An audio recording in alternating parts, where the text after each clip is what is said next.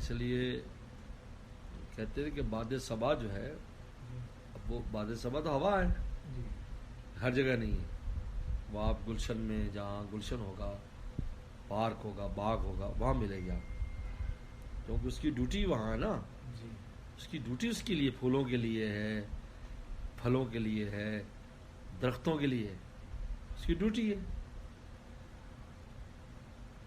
لہذا حدیث شریف میں آتا ہے، غزوہ خندق کا عجیب واقعہ ہے، ایک عجیب شرح بخاری میں بات پڑھی میں نے کہ جب حضور صلی اللہ علیہ وسلم پر بہت زیادہ دباؤ بڑھا ہو اور آپ نے بدھ والے دن زور اثر کے درمیان دعا کی، جہاں آج مسجد فتح ہے، انشاءاللہ کل حاضر ہوں گے وہاں، تو باد صبا نے کہا دبور سے، جو شمال سے چلتی ہے ہوا، انہوں نے کہا کہ رات کو کہ ہم چلے رسول اللہ صلی اللہ علیہ وسلم کی مدد کے لیے. ہوا نے کہا. دبور نے کہا کہ جو حرائر ہے نا، حرائر یہ رات کو نہیں نکلتی، جو آزاد ہوتی ہے نا، یعنی اصل میں جو لونڈیاں ہوتی تھی وہ تو رات دن خدمت کرتی تھی، رات کو بھی باہر نکلنا پڑتا تھا، لیکن جو آزاد عورتیں ہوتی تھی وہ رات کو باہر نہیں نکلتی تھی، کیونکہ ان کا ایک خاص سٹیٹس ہوتا تھا. انہوں نے کہا ہم حرائر ہیں تو ہم حرائر باہر رات کو نہیں نکلا کرتی. تو باد صبا آ گئی تو اللہ تعالیٰ نے جعلہ عقیمن، اس کو بانج کر دیا دبور کو، کہ وہ اس سے کوئی چیز اگتی نہیں ہے، چلتی اگتی نہیں، لیکن باد صبا جہاں چلے گی نمو پیدا ہوتی ہے، نمو پیدا کرنے کی خاصیت ہے، کسانوں میں، جانوروں میں، سب میں نمو پیدا کرتی ہے. اس لیے آپ کو فرمایا نصرت بالصبا، میری مدد باد صبا سے کی گئی.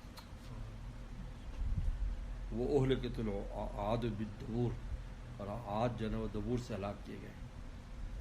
نصرت بالصبا یہ تھی سو، لیکن گلشن میں چلتی. اس لیے ہمارے حضرت والا کو جب کسی نے لکھا تھا کہ کس سے پوچھیں بہار کی باتیں جب صبا بھی ادھر نہیں آتی، یعنی آپ پہلے ہمارے محلے میں تھے تو آپ سے بات پوچھتے، اللہ کی محبت کی باتیں سنتے تھے، اب آپ گلشن اقبال چلے گئے، پہلے ناظم آباد میں تھے جہاں ہم نے ڈیرا لگایا اور چھاپا مارا. تو کس سے پوچھیں بہار کی باتیں، نے لکھا یہ مصرع شعر لکھا، جب صبا بھی ادھر نہیں آتی، تو حضرت نے جواب میں لکھا اسی خط میں حضرت نے لکھا نیچے، تم ہی گلشن میں کیوں نہیں آتے جب صبا بھی ادھر نہیں جاتی. تم ہی گلشن میں کیوں نہیں آتے جب صبا بھی ادھر نہیں جاتی. تو اس پر حضرت والا نے بات فرمائی کہ دیکھو جو باد صبا ہے یہ گلشن کے ساتھ خاص ہے، صحرا میں نہیں چلتی، سڑکوں پر نہیں چلتی، جہاں گلشنوں کا وہاں، کیونکہ اس کا کام ہے نمو پیدا کرنا. تو جہاں نمو کی استعداد ہوگی وہیں جائے گی نا، سڑکوں میں تو نہیں ہے، کھمبوں میں تو نہیں ہے کہ وہ نمو پیدا ہو اس میں. تو حضرت نے فرمایا کہ اللہ تعالیٰ کی جو قرب کی باد صبا ہے، جس کا حدیث شریف میں آتا ہے ان للہ فی دہرکم نفحات، کہ تمہاری زندگی میں اللہ تعالیٰ کی کرم کی ہوائیں چلتی ہیں، نفحات. فتعرضوا لها، ان کے سامنے اپنے آپ کو پیش کرو. لعلکم یصیبکم نفحۃ منها فلا تشقونها بعدها، شاید تم میں ان میں سے کوئی رمق اس ہوا کی لگ جائے، اس کے بعد تم کبھی شقی نہیں ہو سکتے. یہ حدیث ہے. حضرت والا نے فرمایا کہ اب یہ جو نفحات ہیں یہ باد صبا کہاں چلتی ہے؟ گلشن میں چلتی ہے نا، وہ اہل اللہ کے گلشن میں چلتی ہے. ماشاءاللہ وہاں جاؤ، اہل اللہ گلشن میں چلے گی، روزہ اقدس پر چلے گی، یہاں پاؤ گے یہاں چلے گی، مکہ شریف جاؤ گے وہاں چلے گی. آپ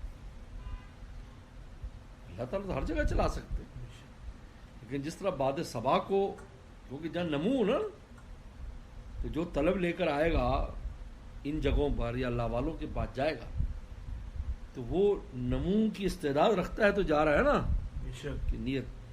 جیسے صحابہ اکرام یریدون وجہ اللہ تعالیٰ کو مراد بنایا، ہم اللہ کو مراد بناتے ہیں، تو پھر باد صبا وہاں وہ تمہیں لگ جائے گی. فلا تشقون بعدا. اور اس کے ساتھ وہ حدیث اگر جوڑ لیں کہ نیک لوگ بیٹھے اللہ کو یاد کر رہے تھے، تو ایک آدمی ویسے کسی کام سے آ کر بیٹھ گیا. اللہ تعالیٰ نے پوچھا بھی کیا کر رہے تھے؟ انہوں نے کہا جی دوزخ سے پناہ مانگ رہے تھے، جنت طلب کر رہے تھے، آپ کی رضا مانگ رہے تھے، اور میں نے ساری چیزیں دے دیں.